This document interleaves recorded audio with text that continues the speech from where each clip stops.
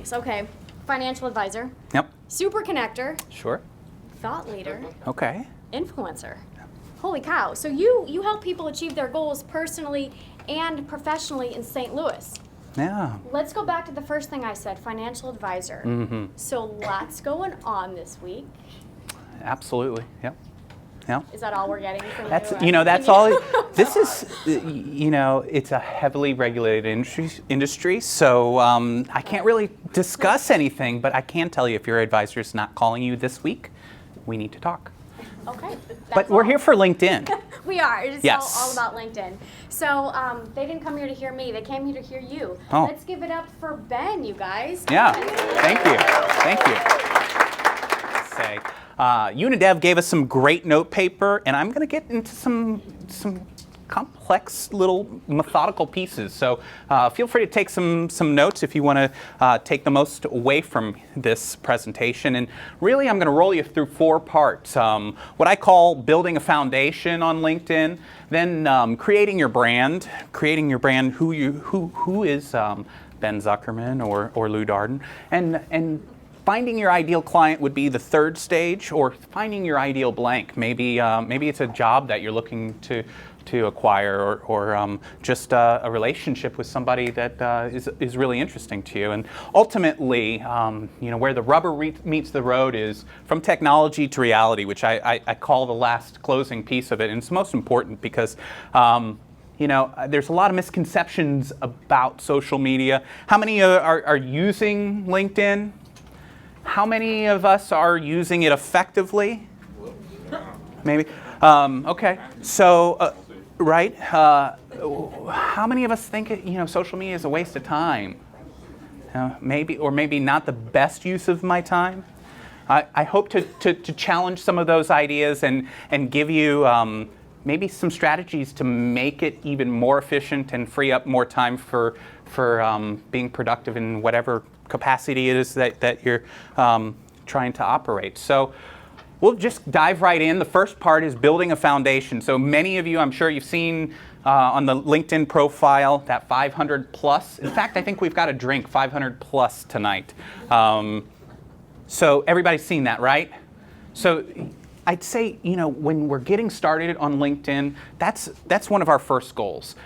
Obviously we want to build out a good page, make it really relevant to who you are and what you're trying to represent. And that page can be very content driven. And I'll share some tips about the content that you're putting on those pages later in the presentation. But if they give you a box on your profile to fill it out, fill it out.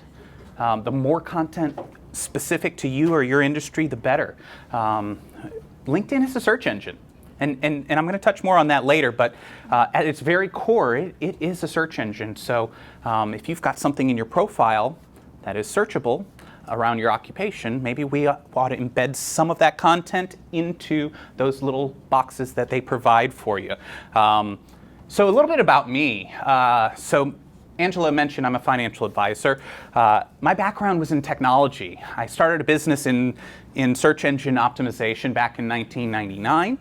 Did some consulting for some financial services groups. Ultimately, they brought me to the other side of the fence. So this is how I grow my practice. But I want to share, the unique perspective of using LinkedIn like a search engine. But we have to get started first. We have to start with what we have. Let's build out our foundation to that 500 plus, because it's our first impression. Everything's about first impressions. When you meet somebody, did they put their best foot forward? This is your LinkedIn's best foot. You've got your profile dialed in, you've got content that's relevant to you and your industry, and you've got 500 connections, and it's just part of the game. We've got to get there. So start with what you have. Make it easy on yourself. Friends, family, colleagues, clients, neighbors. Let's pick the low-hanging fruit first and just add them to your database. I know a lot of people are trigger shy when it comes to reaching out and making new connections. We've got to get past that, because we're going to do some things that are probably abnormal to the normal process of connecting in social media, I'm going to encourage you to step out on a limb and be a little different. And this is what I'd say will differentiate you from the pack. So start with what you have, upload your connections. Really easy thing you can do is download them from your phone into a file and then upload them through their connections page. So go to your Google or your Gmail, any of your mail accounts, and download your contacts and then re-upload those files into LinkedIn. So there's a connections tab, you go there and you should be able to figure out there. So once we have everybody we know in there, we want to increase the degree of separation from the people we don't know. So everybody have an idea of how LinkedIn functions in terms of connecting with someone? So you heard 6 degrees of Kevin Bacon, or maybe it's 7 degrees of Kevin Bacon. Has everybody heard that? And we're all somehow connected to Kevin Bacon by a degree of separation. It's how LinkedIn works. So take that strategy. Make yourself the most connectable person by connecting to folks that already have all the connections.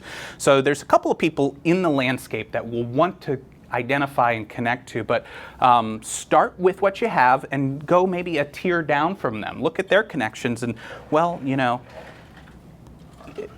I'm connected to Lou, but who's Lou connected to? Let me add them to my circle. By the degree of separation with Lou, Jay happens to be connected to Lou, and Jay's like, oh, well, Ben knows Lou, I'll connect with Jay, or Ben, right? Sure. So, but let's think a little bit more on some of those strategic pieces. There's a couple of people out in the LinkedIn landscape that carry titles. Super Connector, Open Networker, and LION. Has anybody seen this acronym, LION? LinkedIn Open Networker. It's no different than Open Networker. So Super Connector is somebody claiming they have 10,000 connections or more. All right? So, and I say claiming because you can't prove it. They've got that 500 plus. But they put LION Super Connector in their title. So if I want to be once removed from my community, well, wouldn't it make sense to connect to somebody that's already got all the connections in my community? So I could actually go to that top search box, and instead of putting Bob Smith, my old college roommate, I could put Super Connector. Because LinkedIn is a search engine. And if it's in their profile, we can query it and bring it to the top.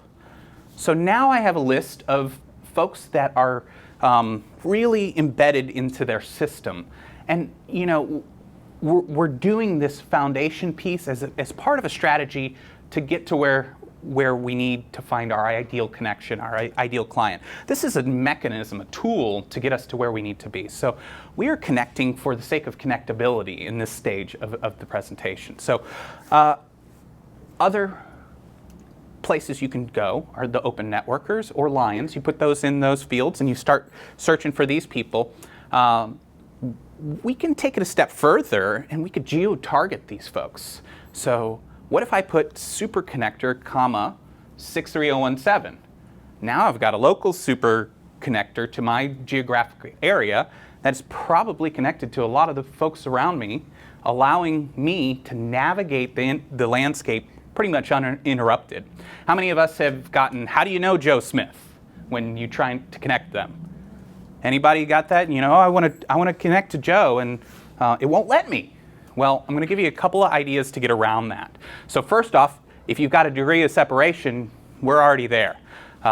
If you don't, you can do a couple of things. You can look at his profile and see what they're into. If they're interested in certain groups, if they participate on LinkedIn groups, you can join those groups. You can join up to 50.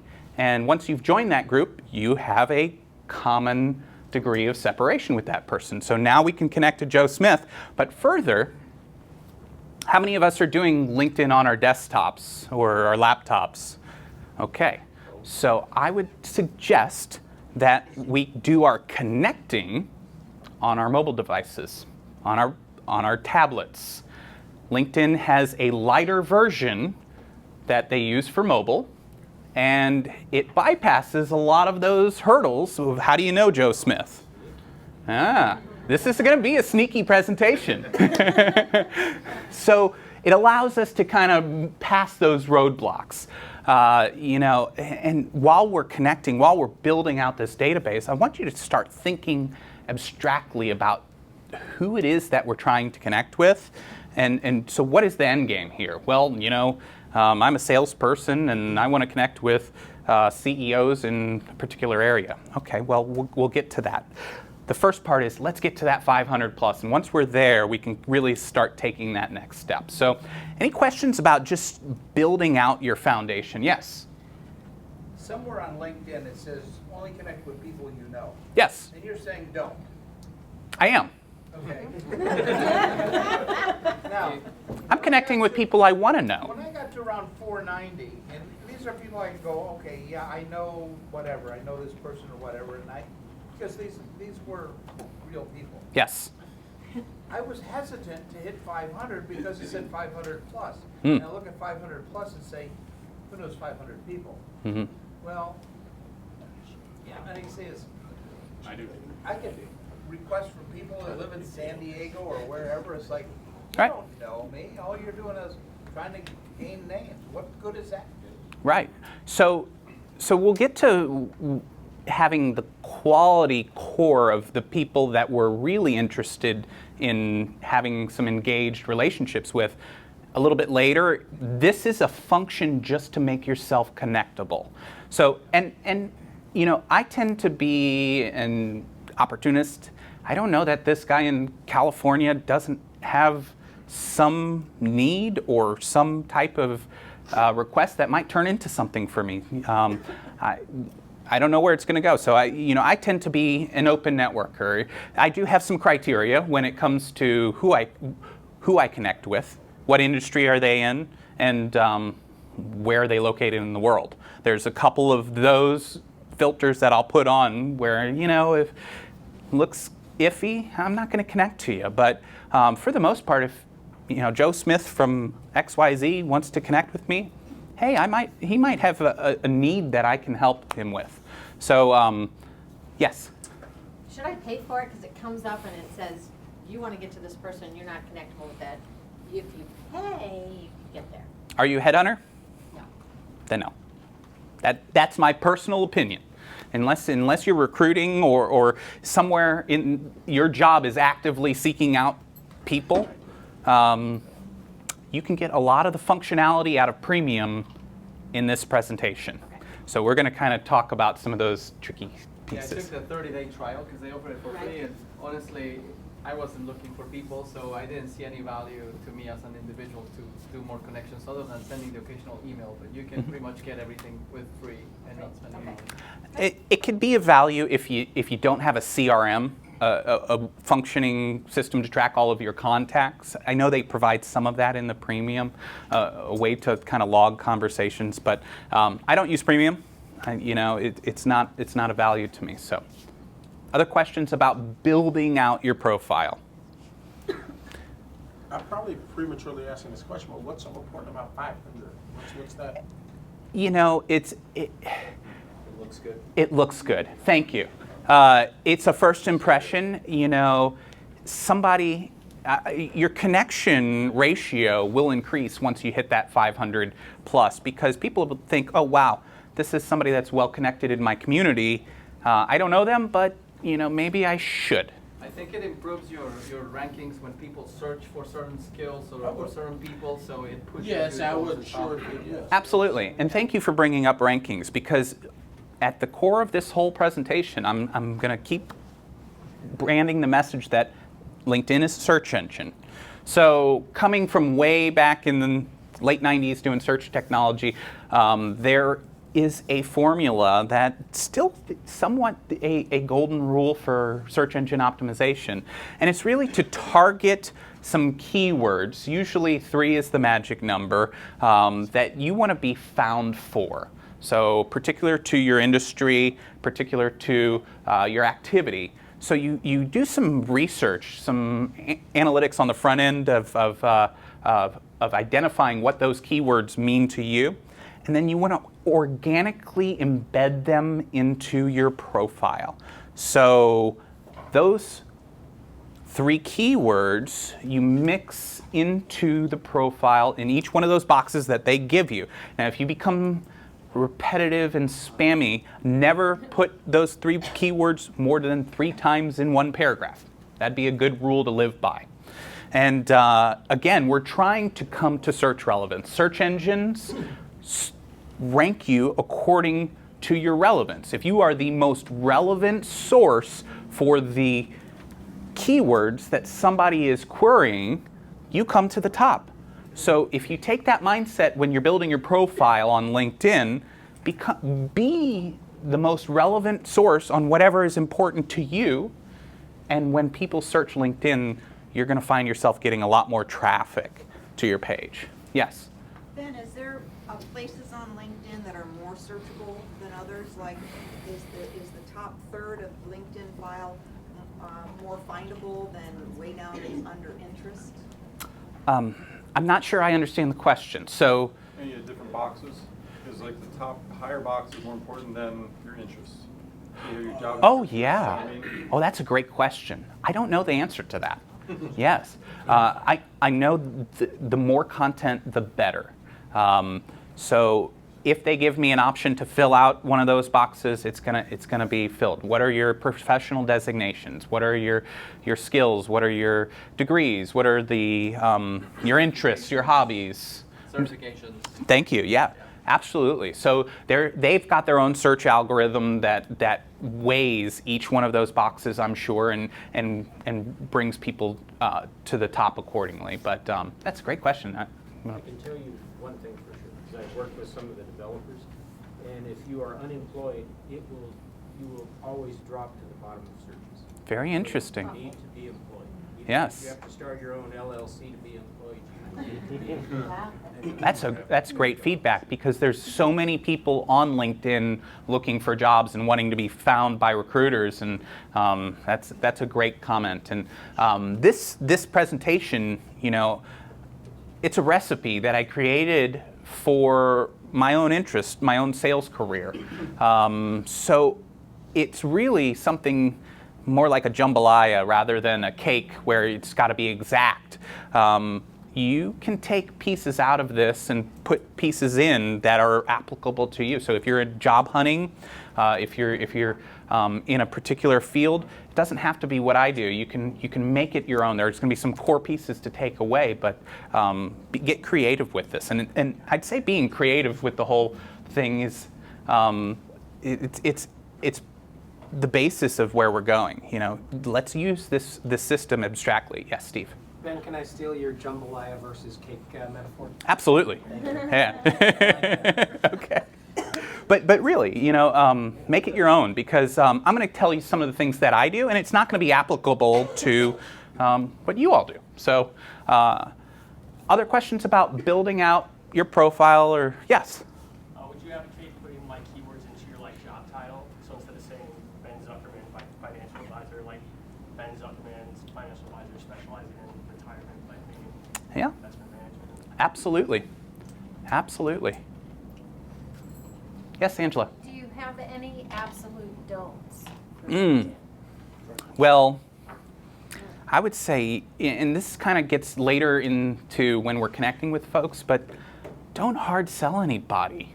Don't sell on LinkedIn. It's a place to build relationships, to get to know somebody that could be a strategic partner or a client or whatever it is. But I day in and day out, I'll get somebody in my inbox that spams 30 people, hey, I think this is a great opportunity for you, and guess what? They're gone quickly. That's a good one. Picking a good picture for your profile, I think. A lot of people put Facebook-like pictures, kind of racy photos or whatnot. It's like, this is not Facebook. No, thank you. It's not Facebook. And Just that's have a photo in general, or a professional email. A professional looking photo. You don't have to go to a studio, but just look good. right. You're absolutely right. And your comment about it's not Facebook. So, this is all open for interpretation, and how you feel about these different social media sites. But for me, and the way I use the different portals, is LinkedIn is my business place.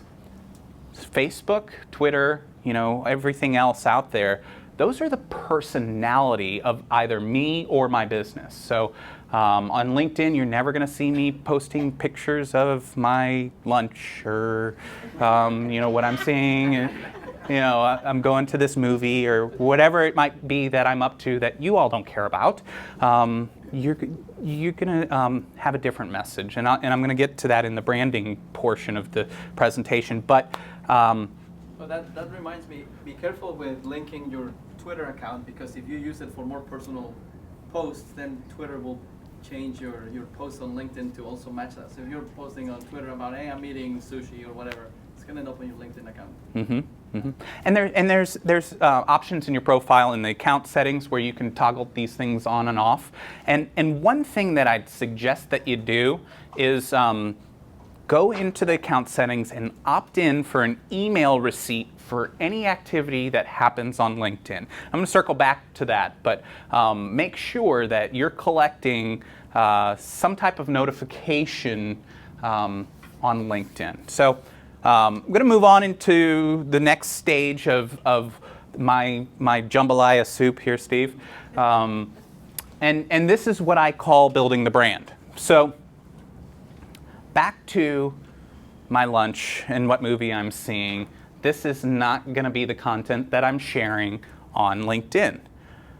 My brand is going to be very laser focused, very narrow and well thought out. The content that I share is in the area of my professional expertise, and it's for a purpose. I want you to see my face come through your feed with a consistent message about my profession.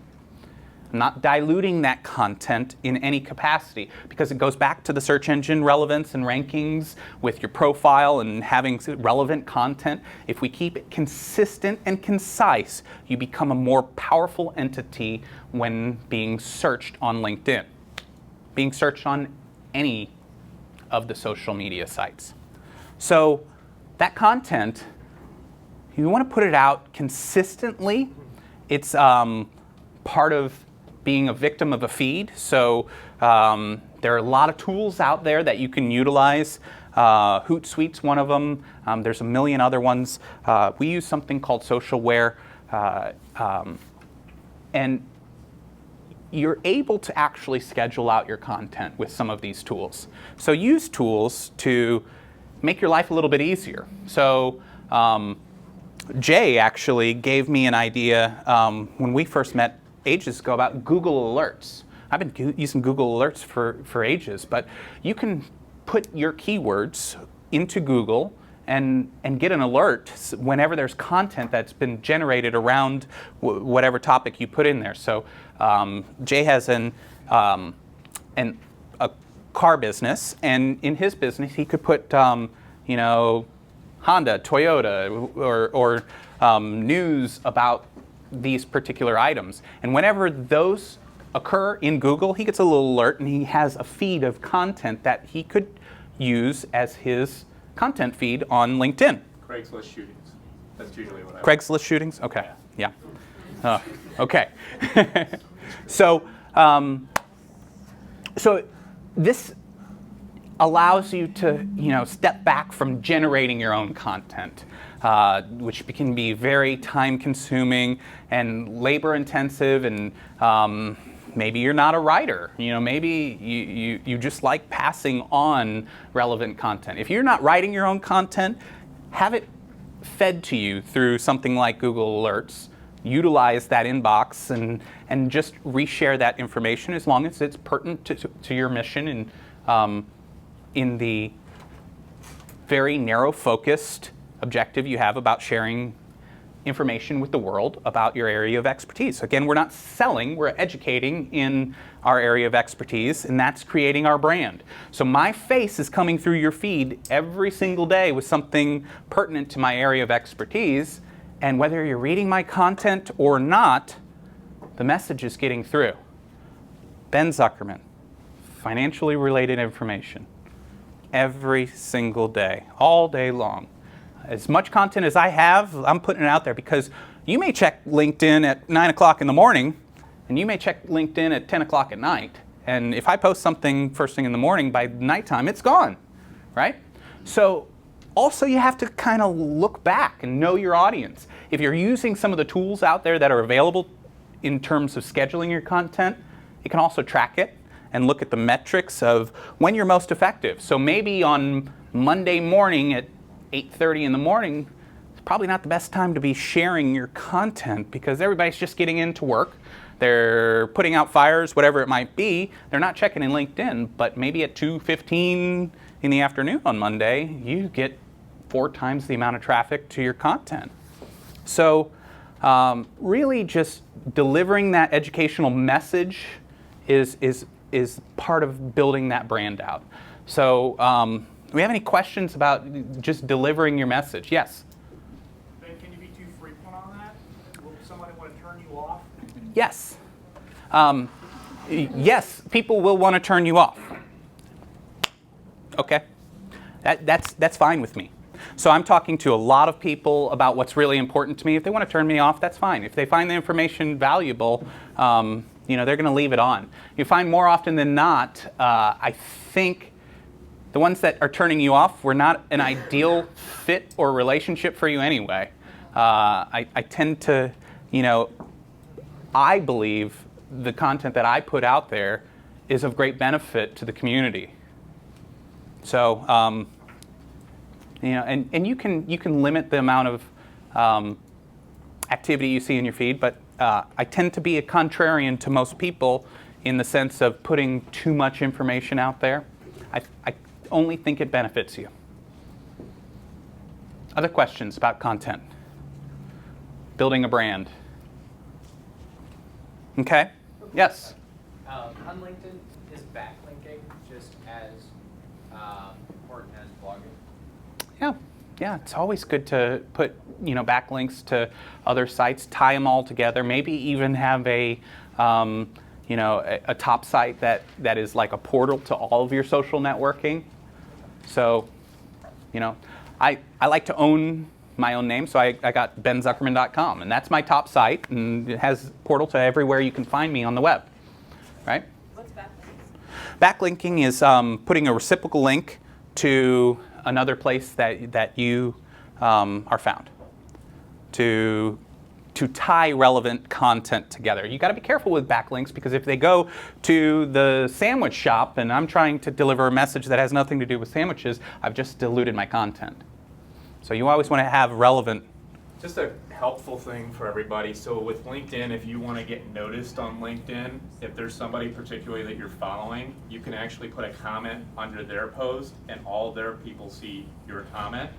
And plus they see your comment on a consistent basis, like, oh, this guy's interested. And then when you try to contact that person, they're like, oh, you're the one that likes all my stuff. Mm-hmm. That's right. Yeah. Yeah.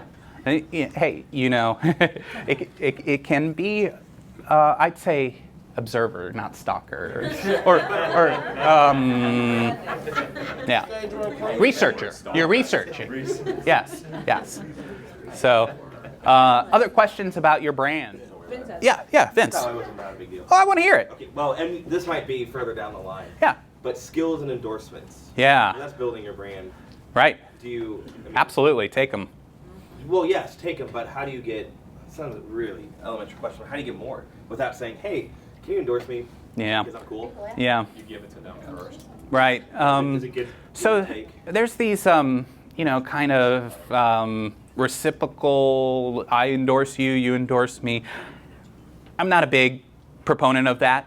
I think the endorsements will come naturally based on your activity out there. As you're connected with people in the community, they're going to see things and make those endorsements naturally.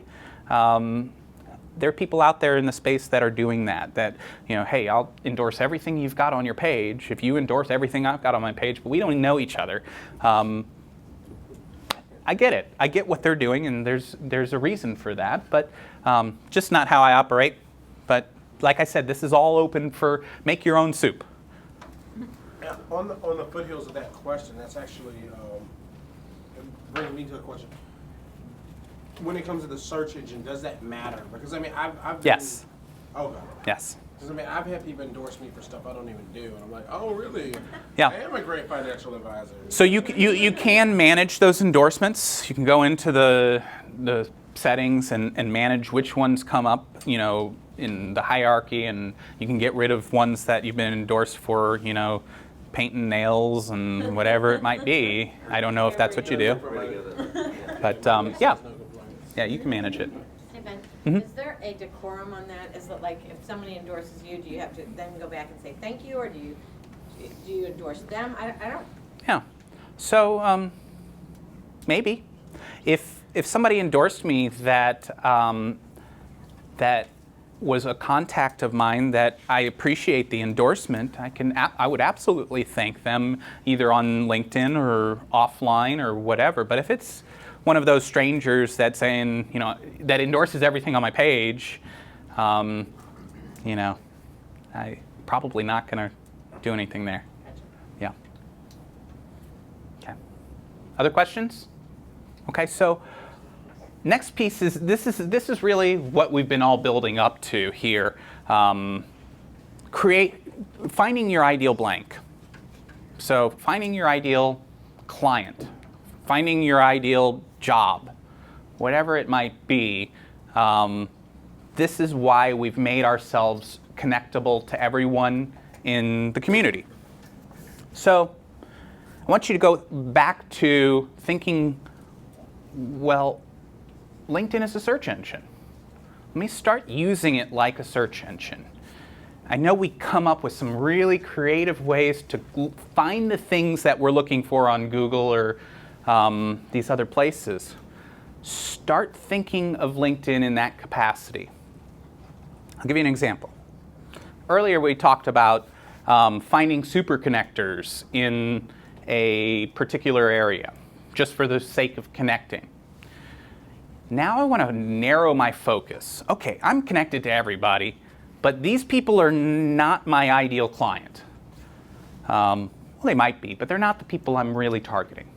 I want to take that shotgun and narrow it to a laser focus. So what if I use that top search field and I said CEO, comma, 63017. Now I have a geo-targeted list of CEOs in my area. Do this from your phone, and you've just generated a database of CEOs that live next to you. Okay? Also, when you're connecting to these folks, you're doing it on your mobile device, and it's got that little plus symbol. Most of us have used it on the mobile device. Okay, so you're circumventing the how do I know Bob Smith by using the phone, but this is also a time efficiency tool, because I do this at home in front of the television with my 6-year-old, hanging out with the family, and I might spend 10 minutes connecting to a specific group of people or an organization in my off time. You know, my productive hours, and I'm sure just like all of you, that's my critical time to be in front of people, to present my value. And if I'm spending my day looking for people, I'm not in front of people. So it allows you to kind of take that off the shelf and turn your prospecting into a pastime while you're just hanging out at the house, you know. And one little tip, while you're going through connecting to all the CEOs that you've just created your own targeted list, don't connect to more than 100 in any given day. Just use that as a rule of thumb. LinkedIn will throw you into the penalty box. Been there many times. I'm in there right now. A bunch of CEOs in town are going to get a bunch of invitations tonight. I'm sorry? A bunch of CEOs in town are going to get a bunch of invites tonight from this room. Probably, yes. From your phone, then can you write a message to that person, or you just No. hit a plus? You cannot write a message. So this is another place where there's a lot of disagreement as how you should connect with folks. I am giving you a volume-based approach. So I found people connect to me because my profile's interesting. I've got the 500 plus, and I don't send them a personal message, but they connect to me the majority of the time. Yeah, I have plus the you know what out of people whenever I do check Facebook, and then like 2 days later I'm like, so and so is your friend. I'm like, oh my god, I don't even remember you. I'm like, okay, like, yes. Yeah. So to avoid, go ahead. I have used LinkedIn for some amazing needs. One was for a huge project that needed funding. Yeah. And I actually found a guy in Houston, Texas. And that was very cool. And then somebody here locally, I needed an orthotech, and put in orthotech and got in with BJC and their whole unit for just that. And that was right off of LinkedIn. Yeah. It was pretty amazing. It's a powerful tool. It really is. And you know, I hope that, you know, some of these pieces that I'm sharing will make it more powerful and allow you all to engage it a little deeper. But yeah, you know, this is how you can drive a pipeline or find a new career or whatever it is. Just think abstractly about how you use it. So we'll circle back to the CEOs in 63017. What if we took it a step further? What if we went and said, okay, well, I've looked up all the CEOs, I'm connected with them, I've found all the controllers, the CFOs, and that's where my mind goes, because that's maybe my ideal connection. Well, where are these people? That's really what we ought to be asking ourselves. Where are my ideal connections rather than who are my ideal connections? My ideal connection is not sitting by the phone waiting for me to call. They're probably playing the back nine at Greenbrier Country Club. What if I put Greenbrier Country Club in that search box? Remember, it's a search engine. If somebody wears that as a badge of honor on their LinkedIn profile, and believe me, they do, I've just created a members list of Greenbrier Country Club by searching something that's a little abnormal. You could take that any direction. Where are those people that I'm trying to connect with? Think about what people put in their profiles. What am I searching for? If I were going to Google and looking for that information, how would I find it? I wouldn't put Bob Smith, because I don't know who Bob Smith is, or I would look for broad search terms to come to the conclusion that I'm looking for. So just use LinkedIn in the same capacity. Questions about what we're doing here connecting with our ideal clients yet? Okay? So I'd say, you know, connect with as many people that are of interest to you, but don't overwhelm yourself. So remember at the beginning I told you opt in for every activity that happens on LinkedIn. Get an email receipt. So you're going to do some setup in your Outlook or whatever you use. Create some folders for the different activities that happen on LinkedIn.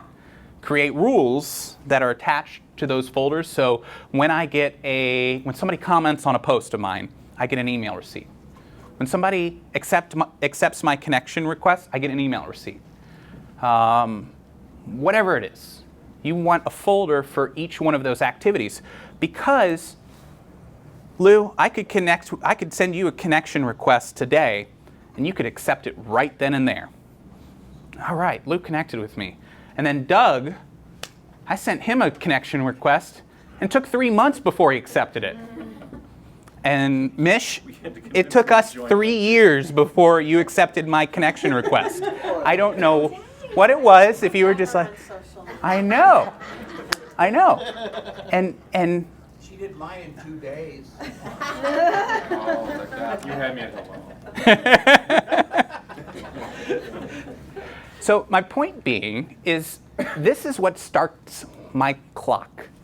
So if somebody accepts my connection request, I want to be very timely about thanking them for accepting me into their network, right? So now it's becoming personal. We're not at the front end where we're just connecting for the sake of connecting. We're connecting with our ideal people that we've just found very strategically. Now we want to be very present and impactful to them. So I'll share a couple of ways I approach this, but my clock starts at I've accepted your request. So I get that in my box. Every morning I've got 35 new folks that have accepted this, and this is where you can overwhelm yourself because you want to be disciplined about this process if you want it to be effective. And if you are connecting to 1 million people and you have 1 million accepted requests in your inbox, well, you are going to be really bogged down if you're going to take it to the degree that I would suggest you do. So say I have 15, 20 of them in my inbox. I'm going to thank them. And this, again, goes to the anti-selling, relationship-building approach. And I'm going to give you some of my personal strategies that are genuine. I am very grateful that you've added me to your community. I wanted to circle my wagon with those guys on the back nine at Greenbrier. This is who I want. I'm grateful they let me in. So I'm going to send them a thank you digitally through the messaging system. We're connected now. I say, hey, thank you for adding me to your LinkedIn profile. This is who I am. So what's it like being you? Find something on their profile. You've got all the information in front of you. You've got their digital resume. What is important to that person? What's interesting about that person? Thank you for adding me to your network. This is who I am. But tell me, what's it like being you? What's it like being Doug Lindsay? Right?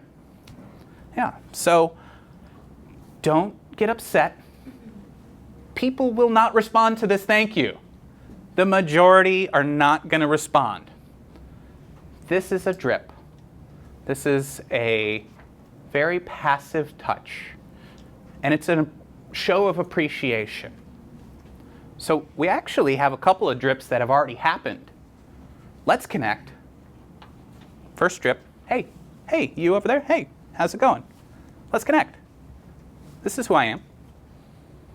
Then we send thank you for connecting. Oh, I appreciate that. Thanks for adding me to your network. Now they're in my network. Now they see me coming through their feed. They see my face every day now. They knew what I'm about. Now we've got 3 drips. I'm becoming familiar with these people that were a complete unknown just moments ago. And they're impressed by my timeliness. Hey, it took me 6 months to connect with Ben. As soon as I did, he's there. Okay. So really, what I'm dialing up here is a relationship meter. Right now, we're in the phase of, yeah. I'm going to take it another step further and enter crazy person zone. Okay? That's the technical term. Stage 1 cleanup. Yes. I'm gonna handwrite you a physical thank you note and put it in the mail. Now we're becoming really tangible. So I've got my business card in there. I'm showing appreciation. How many of us send marketing mail to people? Where does it end up? In the trash can? When was the last time you received a thank you note from somebody you did business with? Did that go to the trash can before it got to your desk? I read yours. You read mine? Yeah. Oh, thank you. So now we've got another touch. We've got a 4th touch here. Let's connect. Thank you for connecting. You've seen my branding. Now you're getting a physical piece of mail from me of appreciation. Again, I'm not selling anything. I'm just saying thank you for adding me to your network.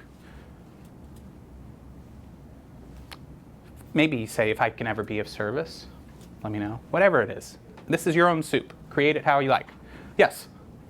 At this point, are you suggesting meeting? We're getting there. We're getting there. Because A stamp budget. a stamp budget. Yeah, absolutely. You need to. Yeah. And go ahead. I'm sorry. And at the very beginning, this can be very, very labor intensive as you're getting excited about the responses that you're getting. You start building a lot there. So you could be sending lots of mail initially, but then you're going to back off. You're going to back off the pedal a little bit, and you'll be even more laser focused on those people you're trying to connect with. So not nearly as time and writing a thank you note, again, this is not something you do at 2 o'clock in the afternoon. This is something you do at home on the off time so you can be productive being in front of people during the day. This thank you note, what exactly does it say? Because you've already essentially sent them a digital thank you note. It says the same thing. Yeah. It's a little bit different. So, in the digital thank you, I say, this is who I am. So what's it like being you? And I'm being generic here. I'd say, hey, Lou, thanks for adding me to your network. I'm Ben Zuckerman. I'm a financial advisor in the community. So what's it like being a farmer's agent? Right? So in my physical thank you card, I'm going to say, hey, thank you for adding me to your network. I appreciate whatever it is. If I can ever be of service, give me a call. Whatever. You just fix it to your own personality. Yes? I find when writing cards and handwritten things, it's nice to acknowledge them about something you appreciate personally, or even just thank them for the work that they do, because it takes a lot of courage to do. Like right now, you standing up here and delivering this knowledge to us takes a lot of courage and a lot of planning and everything like that. So take a second to stand in their shoes and then think about all the work and the effort that it does to be them each and every day. That's a great suggestion. You just want to be genuine and appreciative of every step of this process, because as soon as it is about you, I smell it from a mile away. I do. And they've gotten craftier around how they're fishing sort of just to engage you and sell you or whatever it might be. If it's not genuine, it's not going to come through and it's not going to be effective. So you have to truly care about what you're asking these people in these notes, and it's got to come from inside, really. Otherwise, I'll catch you. The thank you note, or finding these people that we're trying to connect with. Any thoughts or questions around what we're setting the stage here to do? I'll tell you what happens, which is really interesting, is we've gotten 4 solid drips on somebody in under a week's time. Let's connect. Well, it starts when they say they accept that. The digital thank you, the physical thank you, my branding that's going through their feed on a daily basis. Something neat happens at that point. And I'd say the majority of the time, as soon as they get that thank you card in the mail, who is this crazy person sending a physical thank you card for connecting with me on LinkedIn? Who does that? Who does that? That's just bonkers. They've got a question mark over their head about who this Ben Zuckerman guy is. He hasn't sold me anything, but he's really interesting, and he's interested in me. They come onto my profile now. Who's viewed your profile? Now we've got a 5th drip, and it was initiated by them. Now we're on to something. So check who's looking at you. They're qualifying me. Okay, well, what's he about? We're checking your age. You're checking my age. Absolutely. Because he sent a mail. Oh. I can't remember. I don't even know where my stamps are, to be real honest with you. Yeah. I appreciate that one. Yeah. So you sent a mail Yes. Yes. So, yeah, we are dating ourselves by doing that. You know, there's something magic about a thank you note, though. It bypasses gatekeepers. It goes to decision makers. It gets on their desk. They read it. They might even put it on a shelf and display it. It gives them recognition in their organization. Oh, who sent you a thank you card? Oh, look at that guy. You know, another one to the pile. You know, that guy's really a star in this organization. People accept the thank you cards. So now we're doing some Mission Impossible stuff. And we're getting through, you know, the matrix of gatekeepers and making our way past layers and layers of infrastructure that would never allow a person into the confines of, say, the CEO of a company that has thousands upon thousands of employees underneath them. Now you're in their space. You're connected to them. You're appreciative of them. They're curious about you. They came onto your profile, and now they're talking about you. Pretty cool, right? So all of this is meaningless unless we take the next step. Because what have we done right now? We've done a lot of work, and this is a lot of work. Don't overwhelm yourselves. You want to? I mean, we're talking about months of just setting this up before you start getting the snowball moving. Did we lose something over there? So this is where I'd say the misconception with social media and value, where people really disconnect. You know, well, what am I doing? You know, I'm posting things, I'm being active, etc. You know, how is this turning into business? Well, it's not. You're informing a community, you're educating people, you're connected to people, but it's not paying the bills yet. You need to be in front of these people. We need to bridge the gap between technology and reality, right?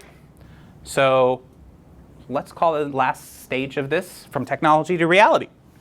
And we're going to take people out of the web and across the table from us. So we've gotten several drips. We're becoming familiar. We're being talked about in their organization. It's time for the rubber to hit the road. Is that the way to say it? I don't know. Meet the road. Thank you. So this is where it all comes together. So, got to pick up one of those phones, a phone. Pick it up. You've got all of their information. So most people, we missed. You know, well, where do I mail the thank you card to? Well, I mean, you've got to do a little detective work. You see where they're working. Go to Google. You Google their office. You got a mailing address. You probably have a sales number there too, or a front desk, whatever it might be. And you pick up the phone a week later. That's my time frame. Make the soup however you like. But I want it to be very boom, boom, boom, boom, boom, so that I'm top of mind. Pick up the phone, and I call that front desk that gatekeeper that doesn't let anybody through. She is tough as nails, and she is good at what she does. Carol, how you doing? It's Ben. Ben who? Well, it's Ben Zuckerman. Is Larry there? Not Mr. Smith or Dr. Larry Smith or whatever it is. Hey, is Larry there? Hold on. I think he's on another call. I'm not sure if he's available. Let me check. If I'm not able to get to him, would you like me to send you to voicemail? We've heard this, right? Well, something different happens. Phone picks up. It's Larry. And Larry says, Ben, how you doing? Wait a minute. This is a cold call, right? Larry answered the phone like we've been buddies since college. And there is something magical about this phone call because you feel great. You know, you are top of mind for him for all these little dominoes that you set up prior to this phone call.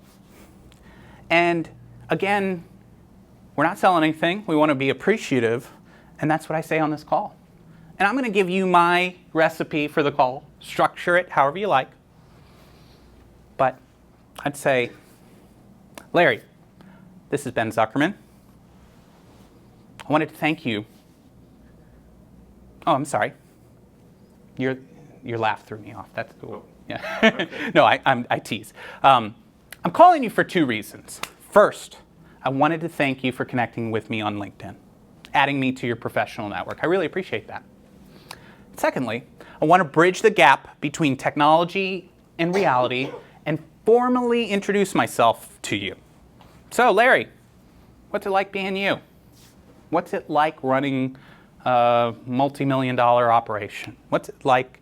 I've got everything at my fingertips. I've been on his LinkedIn profile. I know what he does. I know what his interests are. Maybe he's an Olympic diver. So what's it like being an Olympic diver? Oh, I did that in my 20s. You know, it was my passion. I can't do it anymore. Now I run this operation. So we're talking, we're having a conversation. We've broken through barriers. We've gotten through gatekeepers, but we're still having a phone conversation. 1 more minute. I'm getting right to it. So, Larry, I know you weren't expecting my call, and I want to be appreciative of your time. Do you have room in your calendar in the coming weeks to finish the conversation? And I do this at a very timely point. So as soon as Larry starts telling me about his Olympic diving and he's really getting worked up about talking about himself, I interrupt. Larry, what you're telling me is really exciting, but I want to be mindful of your time. I know you weren't expecting my call. Do you have room in your calendar in the following weeks where we could get together and continue the conversation? I have stopped him from talking about himself. They take the appointment to finish the conversation. Now we're sitting across the table from each other. At this point, I mean, we should be locked and loaded and ready to go. I mean, this is an opportunity that we've staged many stages back to get there, but now we've got a good opportunity. So, my time is up, but I want to be mindful of all of your time. Can I give a quick testimony? And for a while, that's my networking wingman. So I've heard him speak several times, and this is the best LinkedIn testimonial I can give him. So I got this email, like how to become more successful on LinkedIn. You know, it's like, I forget some guy. It's a company out here in Chesterfield, and they've got this webinar. And it's targeted towards insurance agents trying to get in front of. And so this guy's a self-realized pro and all that, and yada, yada. Here's the point. We're going with the webinar, and they use the words, did you know that, LinkedIn's a search engine? It's like, let's say you probably want to meet financial advisors. This is a webinar, hundreds of people on this thing. They search financial advisors in St. Louis. Ben Zuckerman was the first guy to pop up. I was like, okay, so Ben does know what he's talking about. So, I don't know if I've ever told you that story. I appreciate it. Yeah. So, any other questions? I got a question, Ben. Yeah. So, on a LinkedIn company page, do you know anything about how to build that page up? I would revert to the advice about building your own personal page being the most relevant source of content related to your industry. You get crazy creative with being relevant source. You could have the definition of what a car is. You could have cars are made in every, all of these colors and in all of these countries, and you just have content on top of content on top of content. That's where you're gonna get results. Very targeted, very mindful about what you're doing, but that's where I'd go with it. Dan? Yeah, question. Out of curiosity, so through this whole process, you've spent a decent amount of time and energy. Yes. You go through all this, you get to face-to-face meeting. Yes. You find out they have a financial advisor they've been working with for... Yeah, of course they do. So they have 3. Have Great. you found that by the way you've prefaced everything prior to that, you automatically have a chance to have a shot or be Yep. the top 2 or 3? Yeah, so I do want to be mindful of everybody's time. So that actually is another piece of the process, is that first appointment. You know, what that looks like is, you know, similar to what we've done in the setting the appointment, but you're going to show appreciation. You might come loaded with some warm leads for that particular person, and then you're going to present your value. By the way, you know, now that I've listened to the Olympic diving story, I've asked about the kids, I've brought you potentially a couple of leads that are relevant to your industry. You have 5 more minutes that I can show you how I help professionals like yourself in the area. Of course they do. You do the same thing if you want to, you want their connection. Like, you do the same process, but you want them to introduce you to somebody else. Sure. That's in there. So it would be the same kind of thing. Yeah.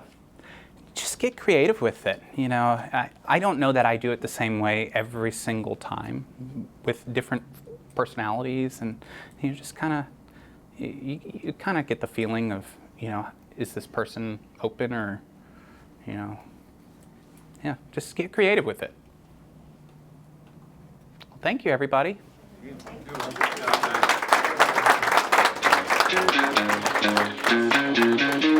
you.